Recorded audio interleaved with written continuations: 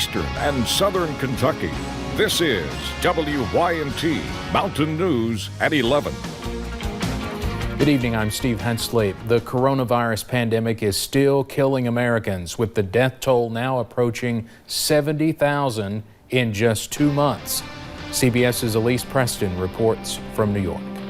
Even as the coronavirus continues to claim lives, much of the country is moving to relax the social distancing rules aimed at slowing its spread. I think that people are relieved, but it still feels a little surreal. Shopping malls reopened in Georgia Monday, though many of their stores did not. In Florida's Pinellas County, the beaches are now open, with visitors required to stay 6 feet apart at all times. More than 40 states have announced plans to ease or end coronavirus guidelines. USA! USA! USA! But in Massachusetts and other areas that remain on lockdown, frustration is boiling over. If you want to wear a mask, you can wear a mask. We're Americans. We're individualists. Meanwhile, California is getting ready to lift its stay-at-home order. That could happen by the end of this week. I'm seeing slow progression, definitely, and hopefully getting back to normal, or at least get to a normal that we know for now. Experts warn that the danger has not passed. 8 states, including Texas, continue to report sharp increases in the number of new COVID-19 cases. Only 5 are seeing a similar drop in cases. You reopen too soon, or you reopen unintelligently, and you can then have an immediate backlash. The truth is that nobody knows what happens next and when it happens. The widely followed University of Washington model has nearly doubled its projected number of U.S. deaths by August. Elise Preston, CBS News, New York. On Tuesday, President Trump will travel to Arizona to thank the workers at a factory that makes medical-grade face masks. Back here in the Bluegrass State, Governor Andy Beshear announced a total of 5,245 cases now, this after an increase of 163 COVID-19 cases today. 8 new deaths have been confirmed, bringing the death toll to 261 in Kentucky. More than 1,900 Kentuckians have recovered from the virus, and more than 60,000 have now been tested. New at 11, a federal judge ruled today that Governor Beshear's travel restrictions are unconstitutional. However, a U.S. district judge also sided with the governor on a ban of mass gatherings. A group of plaintiffs who attended a church service filed suit challenging the travel and mass gathering bans. They attended an Easter church service and received orders from the state to quarantine for 14 days. Drive-through testing begins tomorrow at Pikeville Medical Center. The testing will be Tuesday through Friday each week from 8 in the morning until 4 in the afternoon near the former Jerry's restaurant parking area. The hospital will only test up to 70 people each day. Primary care here in Hazard resumed testing this morning. It is open to everyone, symptoms or not. You will need an insurance card and a photo ID. We are now 1 week away from some businesses in Kentucky reopening. Those include car dealerships, manufacturing, construction, and pet grooming. But they will need to have the appropriate PPE and social distancing in place. Houses of worship will be able to open on May 20th, and cosmetology services will be allowed to open on the 25th.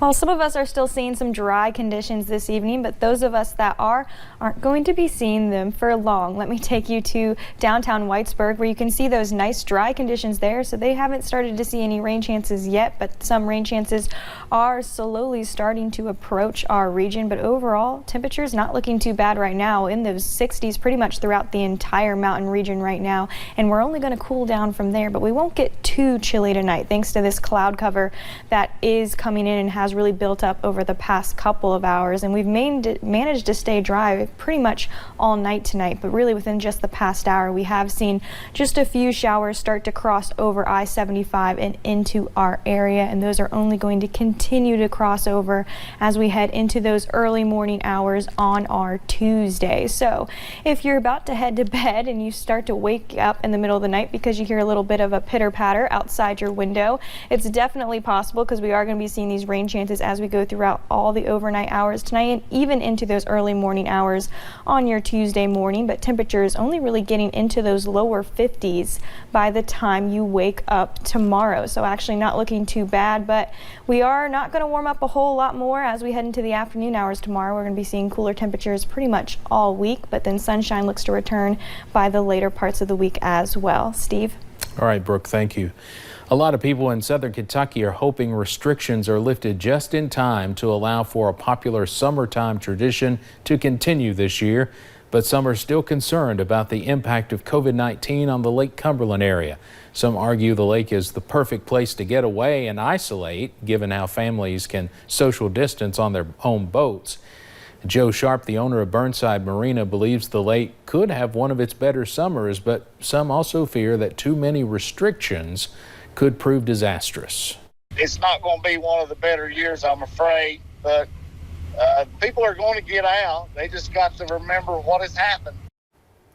Somerset's mayor says he sent a letter to Governor Beshear asking for restaurants to be put in phase 1 of the reopening plan, but he says he's not heard back yet. Meanwhile, the governor said tonight during his news conference that restaurants would still be in phase 2 and open sometime in June.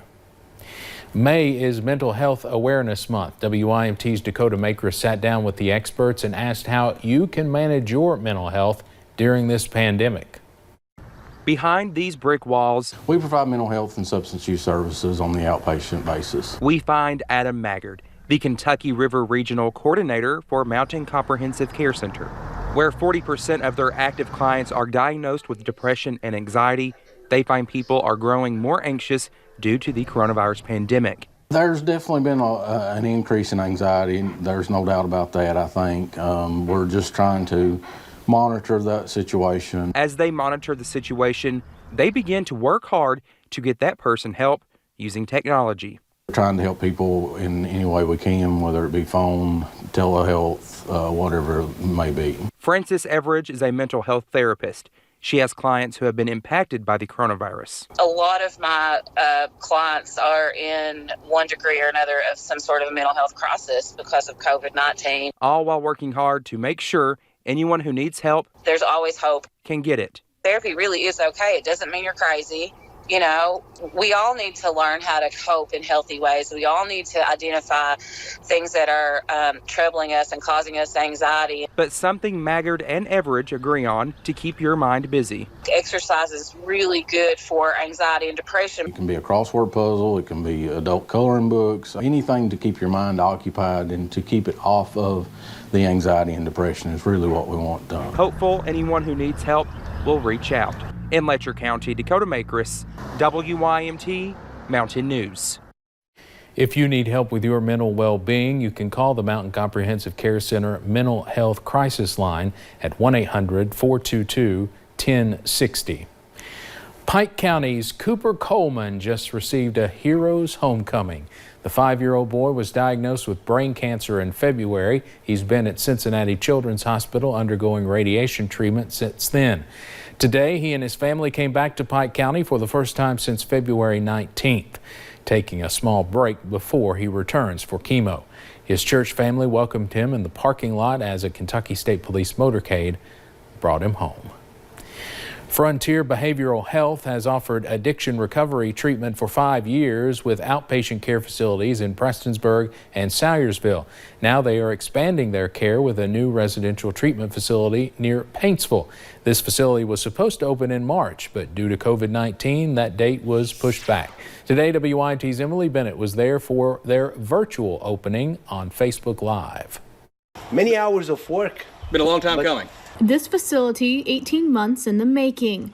We would like our clients to feel at home. Frontier Behavioral Health planned for months for their first residential treatment facility to open in March, but COVID-19 brought it to a screeching halt. We decided to kind of put the residential program on hold for a month or so until we could get a grip on exactly how that would affect, our treatment plan. Once Governor Beshear announced his guidelines to start reopening the state, they planned a virtual opening over Facebook Live. When you're here, We don't want anybody to feel like, it's being like I'm isolated from this world. Announcing patients will arrive Tuesday only after being screened and tested for COVID-19.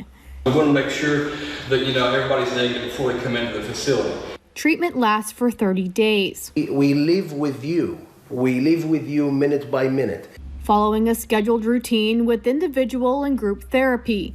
That is the most important, is to retrain the brain in order to think differently, feel differently. That's the main goal. And including families in the therapy after the first 2 weeks. If they do not have a support group after they leave here, when they go back to the outpatient, that could play a big role on relapse, those types of things. Their main goal to help patients get back on their feet. In Johnson County. Thank you, guys. Thank you. Emily Bennett, WYMT Mountain News. 6 patients will arrive tomorrow. The facility can hold up to 30 patients, but they are keeping numbers down at first to follow social distancing. A University of Pikeville College of Osteopathic Medicine graduate is still celebrating, even though she's not able to walk across the stage. Sarah McClehannon's family organized this ceremony in the parking lot of First United Methodist Church in Mount Sterling. Her dad says she liked the small celebration. Dad, she said, I really like this ceremony, and she said it's actually better than the bigger ceremony because it felt so personal. And she really enjoyed it, and just the family and a couple friends. And Sarah will be starting her residency at UK Hospital in July. Coming up on Mountain News at 11, another pipeline explosion in a rural Kentucky county. Watch video of the flames that witnesses say could be seen for miles. And we will continue to see rain chances increase as we go throughout the night. I'll provide more details on that coming up.